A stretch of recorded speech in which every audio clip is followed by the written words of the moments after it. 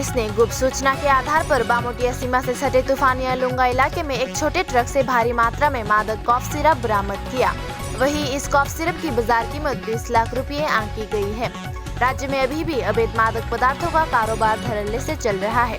राज्य में नई सरकार के सत्ता में आने के बाद मुख्यमंत्री बिप्लब कुमार देव ने पुलिस प्रशासन को नशीले पदार्थों के अवैध व्यापार रोकने के लिए विशेष ध्यान देने के निर्देश दिए हैं और उनके निर्देश पर राज्य पुलिस प्रशासन नियमित रूप से बड़ी मात्रा में brown sugar, Phensedyl cough syrup को जब्त करने में सफल रहा है।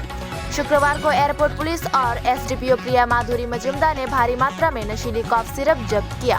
उसी दिन एसडीपीओ प्रिया माधुरी मजुमदार ने मीडिया को बताया कि राज्य में कर्फ्यू के दौरान फिर से अवैध मादक पदार्थों के तस्करों का उदय हो रहा है, इसलिए आने वाले दिनों में भी इस तरह के नशीले पदार्थों के खिलाफ अभियान जारी रहेंगे। প্রায় দুপুর 11টা সাড়ে 11টা নাগাদ এয়ারপোর্ট থানার যে বড়বাবু আছে ওনার কাছে একটা ইনফরমেশন আছে যে তুফানিয়া লুঙ্গায় একটা মাল চিকিৎসা ভ্যানের মধ্যে কিছু মাদক দ্রব্য বোঝাই করে এটা শহরের দিকে ঢুকছে। অ্যাকর্ডিংলি থানা থেকে করে রেড করে আমাদের ওই গাড়িটাকে রিটার্ন করা হয় তুফানিয়া লুঙ্গা এবং রিটার্ন করে আমরা সেই তার সরকারি গাড়ি চালককে সেখান থেকে পলাতক করি। তখন সেই গাড়িটিকে আমরা স্পটে তল্লাশি চালাই মিউনিসিপ্যালিটির সামনে চালিয়ে আমরা সেই গাড়িটিকে থানাতে নিয়ে আসি এবং গাড়িটিকে আনলোড করার পরে আমরা দেখতে পাই এটির মধ্যে স্টক কফ সিরাপ রয়েছে।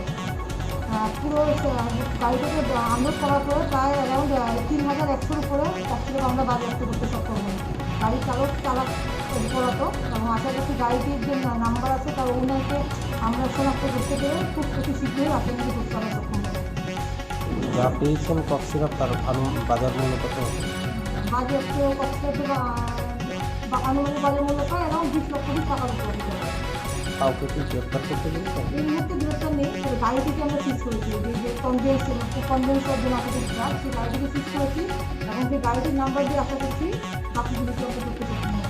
অ্যাকচুয়ালি কফ সিরাপগুলো নিয়ে কোথায় যাওয়ার কথা ছিল, কি আনুমানিক আপনাদের ধারণা? শহরে যেত, কারণ এখন তো সম্পূর্ণ যুব সমাজ আপনার ড্রাগসের জোয়ারে পাচ্ছে।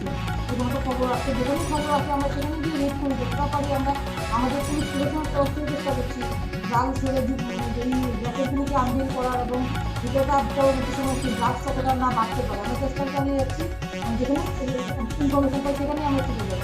আমার ধারণা হয়তো এগুলি শহরের দিকে নিয়ে যেত হয়তো বাংলাদেশে বড় দিয়েও বাংলাদেশে দিতে পারে। মূলত খবরটি প্রথমে থানা বড় কাছে আসে, তখন আমাদের স্টাফ অফিসাররা গিয়ে গাড়ি